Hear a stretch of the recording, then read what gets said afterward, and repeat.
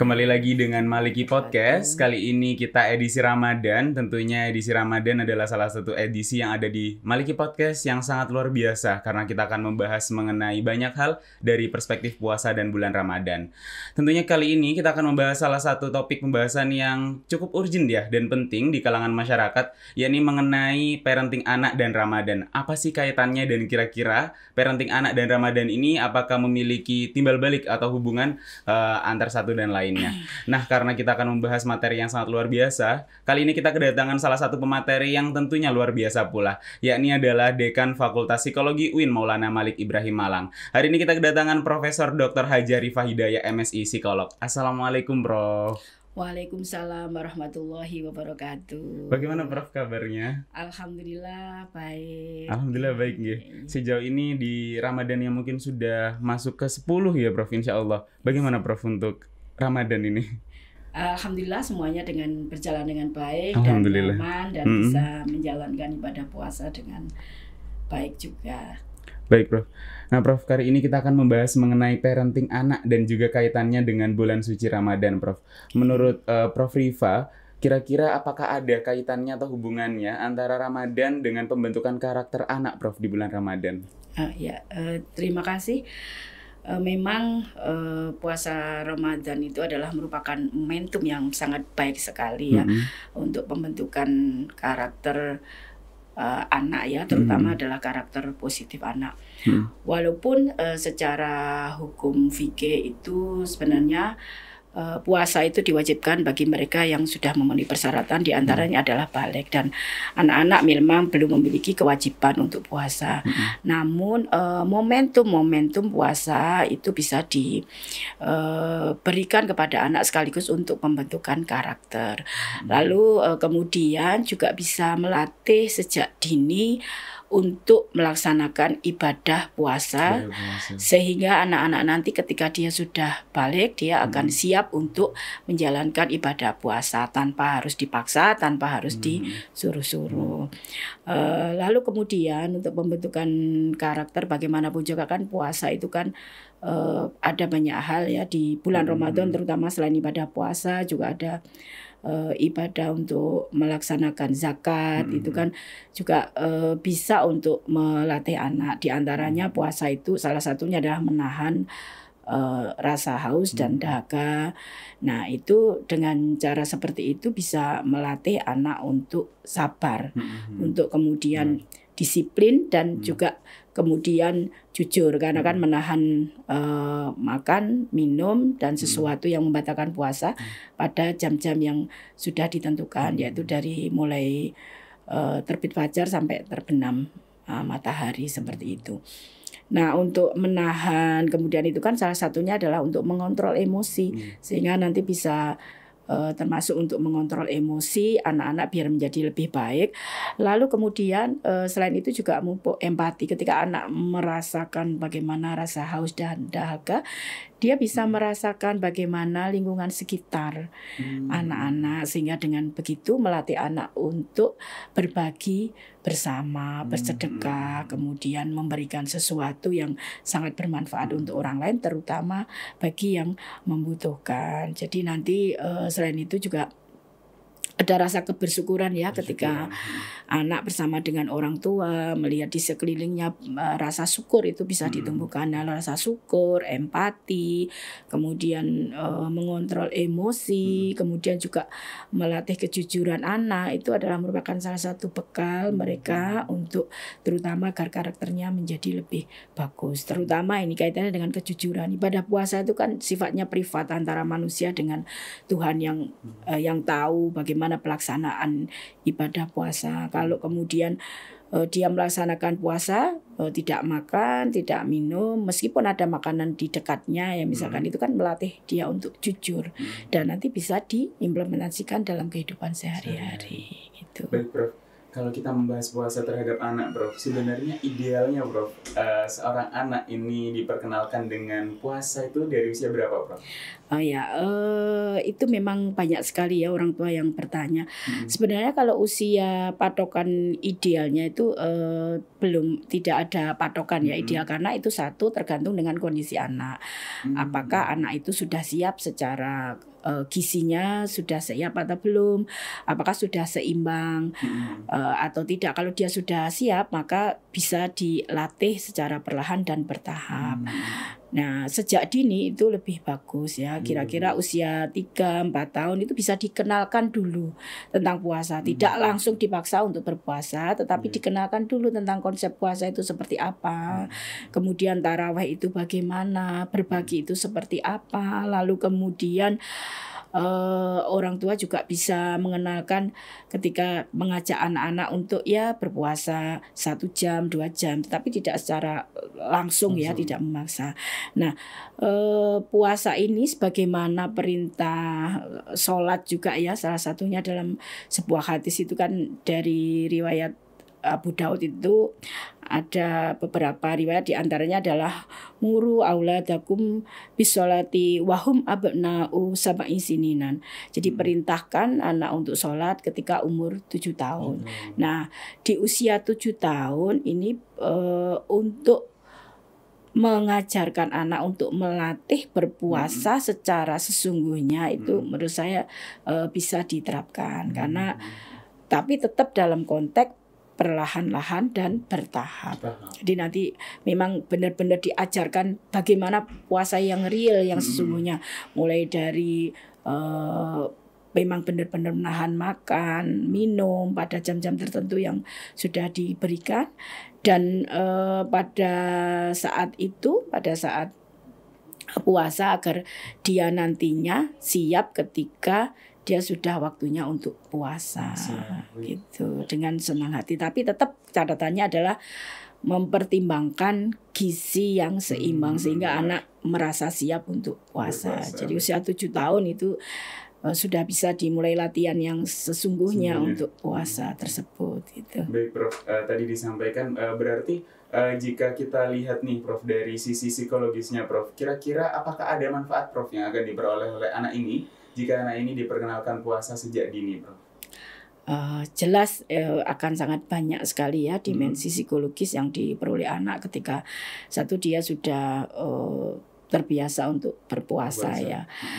Satu jelas itu kan akan membentuk karakter dia. Anak itu kan belajar melalui pengalaman. Nah, ketika dia punya pengalaman yang menyenangkan ketika dia berpuasa, maka ini juga akan terimplementasi dalam dirinya. Dia akan siap untuk berpuasa tanpa disuruh itu. Kemudian itu tadi jujur itu penting sekali. Salah satu dimensinya adalah kejujuran ya. Jujur itu kemudian ketika anak jujur dan memang benar-benar puasa, maka dia dalam kegiatan yang lain juga bisa terimplementasi. Kemudian juga melatih disiplin anak. Karena kan itu kan ibadah puasa itu kan ada waktu-waktu tertentu, dan itu untuk melatih anak dan bagaimana dia harus rutinitas sesuatu yang biasanya makan pagi, kemudian tidak makan pagi, terus kemudian mengganti jam makan, itu juga butuh kedisiplinan, dan itu akan sangat bagus untuk anak-anak seperti itu. Namun sekali lagi catatannya bahwa harus ada balance ya. Misalkan ini hal yang sederhana, misalkan puasa itu untuk menyiapkan makan berbuka atau sahur, itu komunikasi antara orang tua dan anak harus dilakukan. Contohnya, hari ini buka puasa pakai apa ya? Makan, ayo kita bersama-sama untuk menentukan makanan apa. Nah, dalam keputusan untuk mengambil keputusan makanan, entah itu makanan sahur berbuka, itu juga berlatih berpikir positif, berpikir cepat, sehingga dia akan terbiasa ketika ada komunikasi dia bisa berpikir cepat. Oh ya, makanan ini. Nah, kenapa kok kamu memilih ini? Nah, ini kan ada komunikasi, sehingga juga melatih untuk berpikir yang positif dan cepat sehingga anak tanggap gitu. Berarti memang kalau kita ulik ya, Prof, sebenarnya banyak sekali manfaatnya ya, Prof. Betul. Sisi psikologis, tidak hanya mungkin kalau kita banyak berfokusnya sisi kesehatan fisik, Prof. Padahal sebenarnya ada juga malah banyak ternyata Betul, dari iya. sisi psikologis, terutama terhadap anak yang mulai dikenalkan puasa, Prof. Iya, Baik. betul.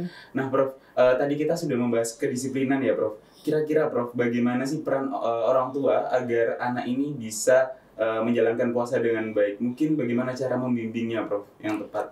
Oke, yang pertama karena ini kaitannya dengan ibadah ya. Yang pertama, orang tua harus bisa mengenalkan konsep tentang puasa dan pelaksanaan kepada anak dengan cara yang dipahami oleh anak. Pertama itu. Jadi kita harus mengenalkan apa puasa, manfaat puasa. Lalu kemudian orang tua juga harus memberikan motivasi anak, memberikan semangat kepada anak agar nantinya dia bisa puasa dengan cara yang nyaman, tidak terpaksa gitu ya. Kadang-kadang kan puasa itu kan salah satu godaannya itu kan ya pasti lapar, anak-anak teriak lapar, apalagi kalau temannya itu ada yang nggak berpuasa, waduh ini kan menjadi ini ya apa anak ya menjadi tantangan pada anak. Nah, karena itu orang tua tetap harus mendampingi dan kemudian memberikan teladan yang bagus. Ya orang tua ya pasti harus berpuasa. Terus kemudian tidak hanya menjaga atau menahan makan minum, tetapi juga melatih bagaimana menjaga perkataan, perbuatan, agar perbuatannya itu baik dan kemudian bisa dilihat oleh anak secara langsung. Karena anak itu kan kecenderungan anak itu untuk modeling, untuk meniru, belajar dengan cara meniru. Nah, kalau orang tua bisa memberikan dengan baik, maka anak juga akan bisa mengikuti apa yang diteladankan oleh orang tua, seperti itu. Baik, Prof. Ramadan ini kan tentunya berpuasa tidak lepas, Prof, dari penahanan hawa nafsu, emosi, amarah. Tidak hanya mungkin lapar dan dahaga saja, Prof. Nah, mungkin ada tips dan trik, Prof. Tadi kan Prof sudah menyampaikan bahwa mengenai modeling, anak itu lebih banyak meniru apa yang dilakukan oleh orang tua kan, Prof. Nah, mungkin bisa disampaikan, Prof, seperti mungkin tips atau pesan bahwa bagaimana cara menjadi role model sebagai orang tua yang baik untuk menahan emosi, Prof, selama Ramadan terhadap anak. Ya, yang pertama orang tua ini kan menjadi role model. Jadi orang tua itu harus bisa menjadi contoh yang nyata buat anak. Tidak hanya sekedar menahan makan minum, tetapi juga perbuatannya juga menjadi lebih baik. Jadi yang pertama memberikan semangat pada anak ya, biar semangat untuk berpuasa. Terus kemudian hikmah berpuasa. Dan kemudian yang berikutnya memberikan apresiasi pada anak jika anak mampu untuk berpuasa. Jadi ketika dia sudah berpuasa dengan baik dan kemudian dia sudah menyelesaikan, maka orang tua bisa memberikan apresiasi. Nah, apresiasinya itu apresiasi positif. Nah, apresiasi itu memang tergantung dari masing-masing orang tua. Apresiasi bisa dengan menggunakan perkataan, mengatakan, oh luar biasa adik sudah berpuasa. Terus kemudian bisa kalau kita memberikan hadiah yang kemudian itu menarik untuk anak, hadiah itu tidak harus yang mahal, tetapi sesuatu yang memang menarik untuk anak, sehingga kan nanti juga akan menjadi pancingan untuk anak juga, seperti itu.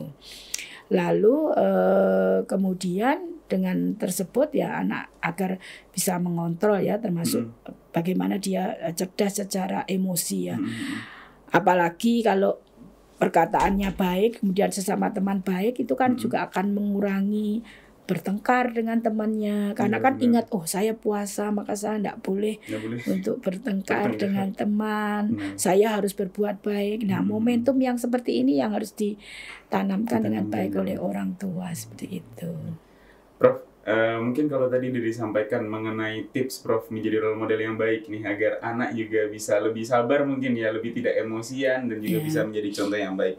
Prof, mungkin bisa disampaikan pesan bagi orang tua agar bisa lebih bijak dalam mendidik anak selama bulan Ramadan ini, Prof. Ya, yang pertama jelas itu tadi bahwa anak itu kan sebagai anugerah ya dari Tuhan yang kemudian harus kita didik dengan baik. Ya caranya kita tadi selain menjadi role model agar bijak ya kita bisa memberikan motivasi yang luar biasa dalam melaksanakan ibadah puasa, kemudian juga bahasanya kita bisa mengevaluasi mengevaluasi kegiatan anak.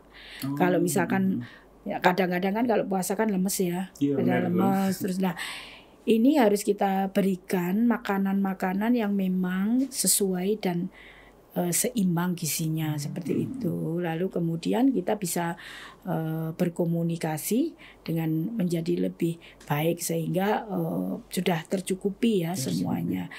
Sehingga kita tidak terkesan tidak boleh sekali lagi memaksakan anak. Ya itu ya kata kuncinya, tidak boleh memaksakan anak.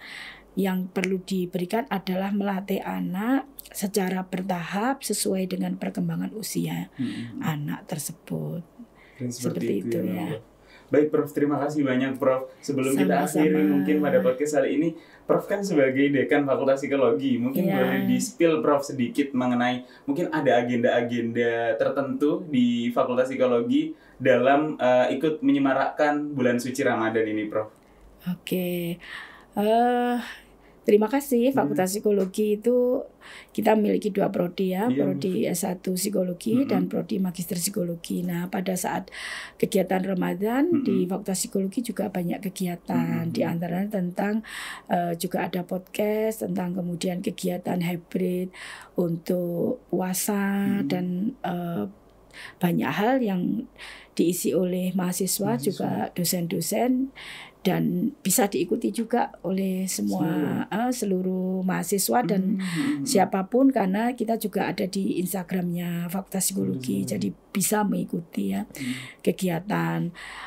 Lalu kita juga ada kegiatan berbagi dengan sesama dalam berbagai macam kegiatan, dan kemudian aktivitas-aktivitas yang lain ya, termasuk berbagi ya, biasa rutinitas takjil, terus kemudian berbuka bersama, terus kegiatan-kegiatan yang memang sifatnya terkait dengan psikologi. Jadi kegiatan konten atau kegiatan hybrid tentang puasa itu tidak hanya sekedar puasa, tapi yang terkait dengan psikologi. Misalkan bagaimana mengajarkan menjadi tazkiyatun nafs ya, terus kemudian misalkan tentang literasi dalam Islam seperti itu. Jadi banyak sekali yang kita bahas pada saat Ramadan. Jadi memang di bulan Ramadan ini Fakultas Psikologi cukup aktif ya, Prof.